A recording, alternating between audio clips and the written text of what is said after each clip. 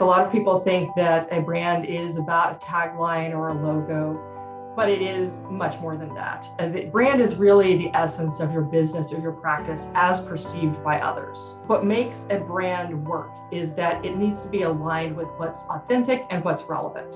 And that's what makes it easy to do branding consistently, because it's true, number one, and it helps it gain traction because it's what your patients, your client base cares about. In terms of understanding your patient persona or your buyer persona, you really need to have an understanding of who they are, how they perceive the problem that they're facing, what are their emotional drivers, who's influencing them and where they might turn for advice. This is the thing you do better than your competitors, that it's hard for them to imitate, and it matters a lot to your patients. So if you hit those three things, if you can identify that incomparable advantage or create one for your brand, that's the secret to being unstoppable in your market. Good day, everyone. This is Dr. David Phelps of the Freedom Founders Mastermind Community and the Dentist Freedom Blueprint Podcast. Today, I'm excited to have as my guest on the show, Daisy McCarty. Daisy is a branding marketing strategist and a fractional chief marketing officer with the Marketing Blender. Got it. Almost threw that off. The Marketing Blender. I had the privilege to meet Daisy and a number of her colleagues at a client appreciation meeting a few weeks ago, and I was really intrigued by the area that Daisy brings to the forefront here today, which is branding. We're going to talk about branding today and where branding fits into the larger scheme of marketing. And I'll be honest, Daisy, branding to me, and I think to a lot of people, and you can correct me if I'm wrong, but maybe from an outsider who hasn't really studied branding as you have, and maybe the importance of it. A lot of us think about branding as being what big companies have, like Coca-Cola. Things go better with Coke, or FedEx. If you absolutely positively need it overnight, it's FedEx, or Disney, the happiest place in the world. I mean, it seems like it's kind of taglines. Let's just dig in. Why don't you tell me from your respective standpoint, your experience, what is branding and why is it important, and for what size company is it important for? Sure. So you're correct. A lot of people think that a brand is about a tagline or a logo, but it is much more than that. The brand is really the essence of your business or your practice as perceived by others. So this is an important point for practice owners to understand. Your brand is not just whatever you think it is or what you say it is. It's definitely very interactive and something that you build with your audience, which means you need to intentionally and consistently cultivate your brand story so you're the one directing the narrative and your audience is participating in that. And it also means you really need to do a deep dive into knowing your audience. In terms of how big your company needs to be in order to have a brand, the question is really, do you want to grow and maintain and sustain your business? Because that's the key question in whether or not you need a brand. If you're already working at full capacity, you can do that from now to retirement without ever gaining another patient or customer. And there's not really an upside to investing a whole lot in branding. That's fine. There are businesses that are at that stage, and it's not a problem. But for most of the people that I talk to, they're actively looking to grow their revenue, their client base or patient base. And so they do need to invest their time, energy, and thought into their brand. And what makes a brand work is that it needs to be aligned with what's authentic and what's relevant. And that's what makes it easy to do branding consistently, because it's true, number one, and it helps it gain traction because it's what your patients, your client base cares about. So there are a few different aspects of branding that most people would recognize if they see it, but they don't necessarily know the terminology around it. There's brand identity, which are the things like your logo, the colors, the look and feel and style. I did some work for Kaiser Permanente a number of years ago, and they have a 40-page style guide that lays out every single thing about how their brand looks, down to how many pixels there need to be between the logo and another element on a web page. So they're very, very consistent in their branding. And the more consistent smaller organizations can be, just looking at their social media versus their website versus print ads that they may be doing, making sure that that's consistent, that's important. And there's the brand messaging, and this is the area where I spend most of my time working with clients. And that's how you communicate with the personas that you're trying to reach and moving them through their customer journey. So in the healthcare space, this is a very emotional decision that people make when they're determining who to trust, because they're in a very vulnerable state during healthcare encounters. So there's a lot of sensitivity to branding. It's a very heightened emotional environment. They may have a lot of fears and concerns or hopes around what the experience is going to be like or what the outcome is going to be like. So in terms of understanding your patient persona or your buyer persona, you really need to have an understanding of who they are, how they perceive the problems that they're facing, what are their emotional drivers, who's influencing them and where they might turn for advice, even down to things like how they define personal success. So what's going to make them feel good about themselves? How do they like to communicate and how do they learn? So this goes to patient education. And what mistaken assumptions are they making? So what can you help them learn before they have their first in-office encounter that's going to make them more comfortable and more open to the treatment recommendations that you're making? Understanding what they love and what they hate, what other brands they're loyal to and why. So what are the kinds of things that fascinate them and make them pay attention?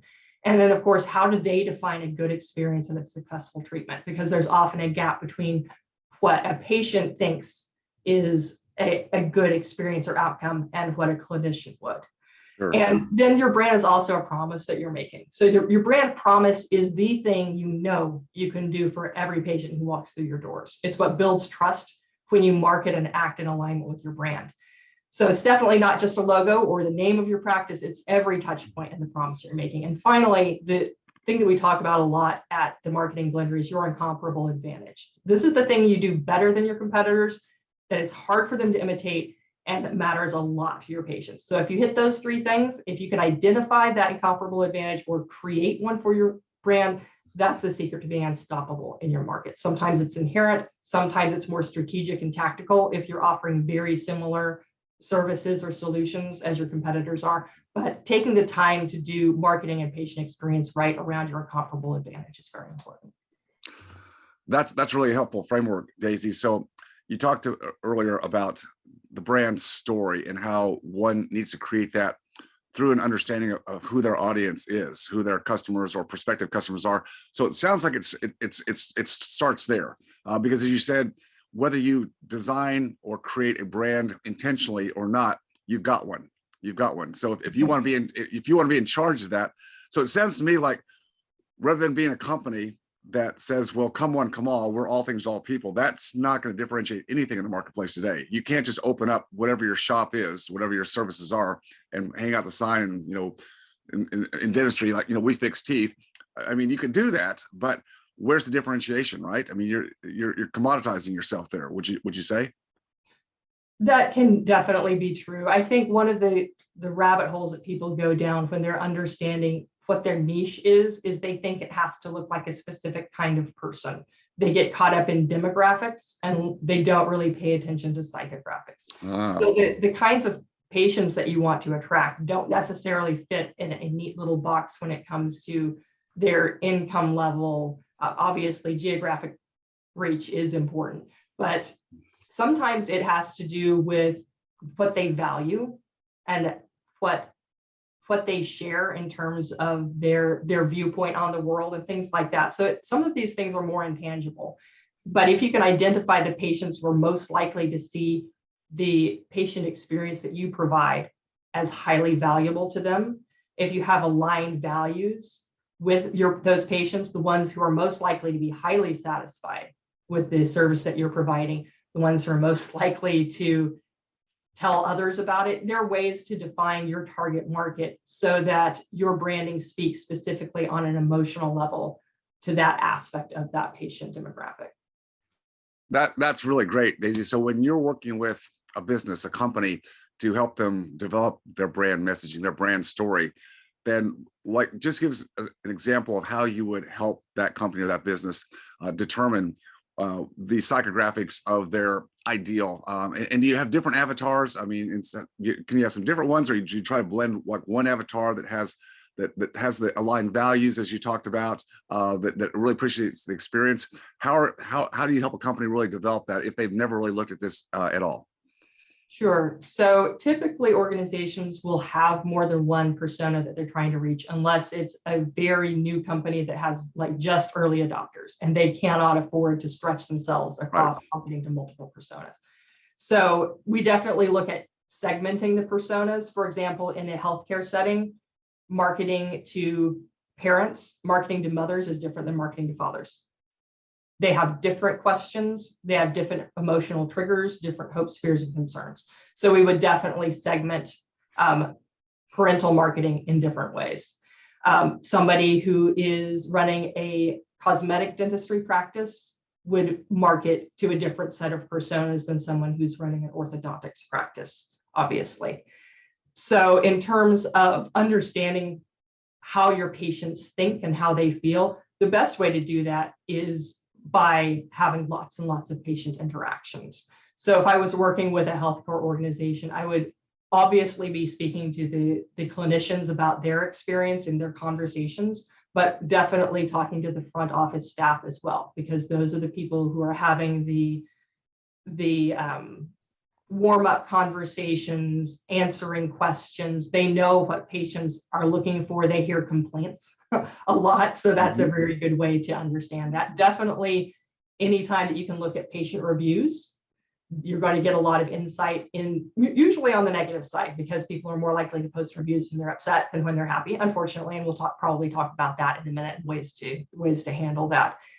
But obviously the best way for me to gain insight and information is to speak to my clients' customers.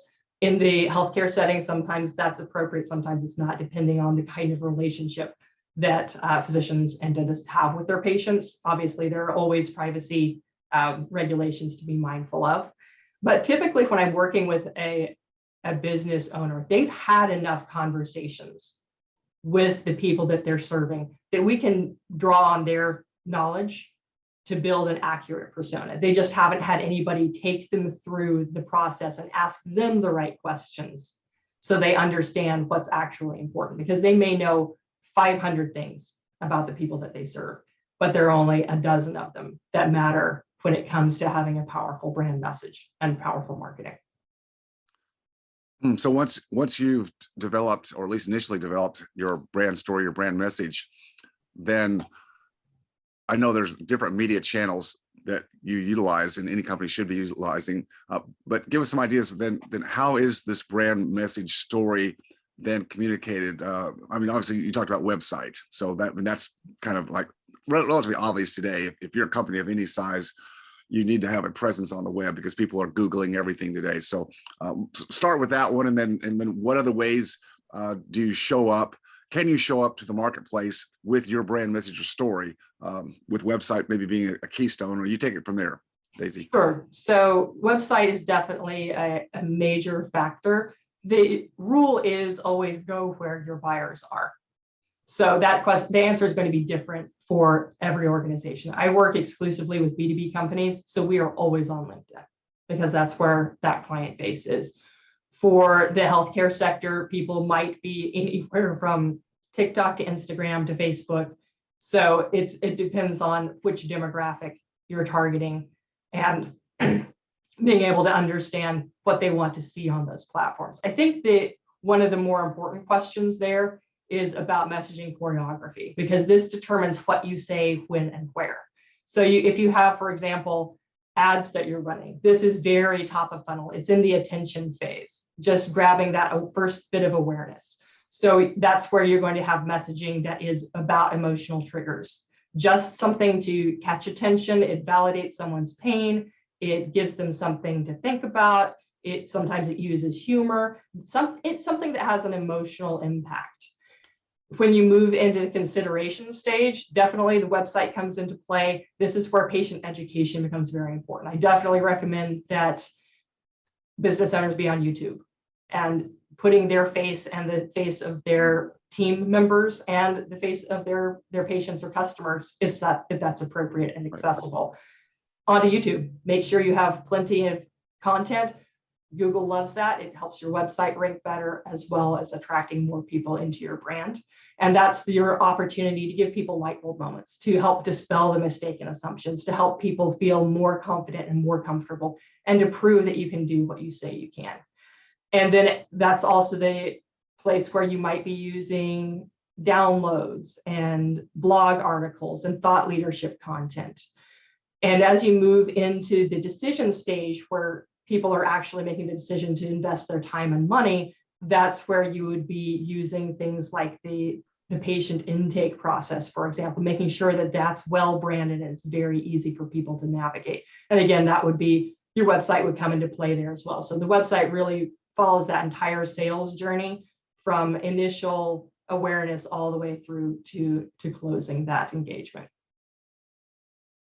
If you enjoyed watching or learning from this video, please leave a like and subscribe to my channel for more content. If you have a question about any of my content or this specific video, just please leave a comment down below. And as always, stay focused on your freedom. I'll see you next time.